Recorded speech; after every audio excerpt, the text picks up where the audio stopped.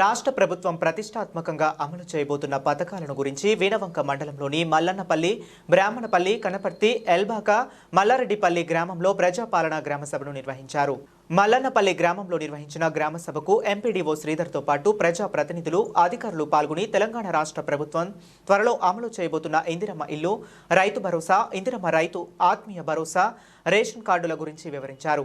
ఈ సందర్భంగా పలువురు రైతులు తమకు ఇప్పటి వరకు రుణమాఫీ కాలేదని, పలుమార్లు అధికారుల చుట్టూ తిరిగి దరఖాస్తులు ఇచ్చినప్పటికీ పట్టించుకోవటం లేదని ఆవేదనను వ్యక్తం చేశారు.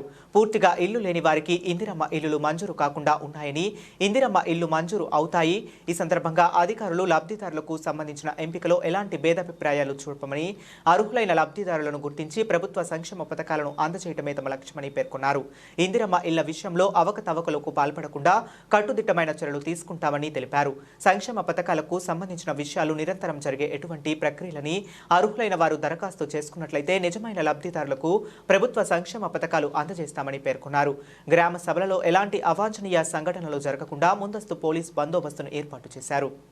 ఈరోజు జరిగిన గ్రామ పరిపాలనలో మా ఊరిలో లబ్ధిదారులకు ఉన్నటువంటి వాళ్ళకే వస్తున్నాయి, అసలైన లబ్ధిదారులకు రావడం లేదు. ఇకనైనా ఈ లబ్ధిదారులను గుర్తించి సక్రమంగా వారికి ఇవ్వవలసిందిగా కోరుచున్నాం.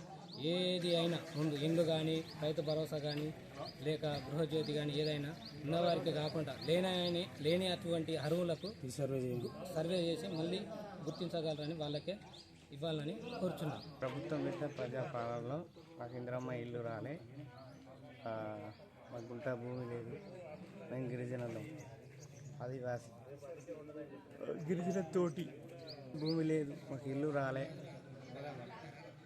మాకు కనీసానికి గుంట భూమి కూడా లేదు, కూలి చేసుకొని బతికేటోళ్ళు, మాకే రాలేదు ప్రజాపాలనలో. ఇందరపై పని పోవట్టి 2 సంవత్సరాలు 200 నిండినాయి. నాకు గుంట భూమి లేదు, నాకు అందరాల పని చేసిన పైసలు నేను సంపాదించింది, అందరూ చేయించింది, నేను పని మీదనే బతుకుతున్నా. ఇందిరమ్మ ఇళ్ళ గురించి ప్లస్ ఆత్మీయ భరోసా గురించి గందరగోళంగా ఉంది. అర్హుల జాబితాలో చాలా మందికి లేవు.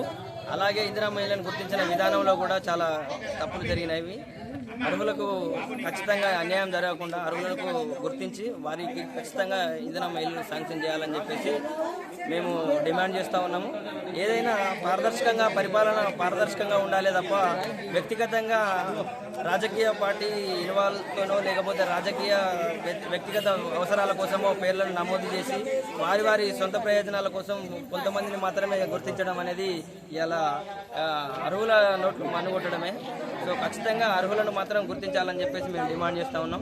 అరసం శంకరయ్య, దూలం గోపి, కర్రె రమేష్, సింగతి ప్రశాంత్, దూలం రామ్, పస్తం రాజమ్మ, తడిగొప్పుల నరేష్, కొమ్ము సురేష్, తిరుపతి రాజు, పడతం రాంబాబు, గంధం విజయ్, దూలం ప్రశాంత్, గంధం సుమన్, జగన్నాథుల సంపత్, ధర్ముల నాగరాజ్, ముద్దసాని అరుణ్, పడతం రాజబాబు, ఇర్నాల జంపయ్య, ఇర్నాల జ్యోతి,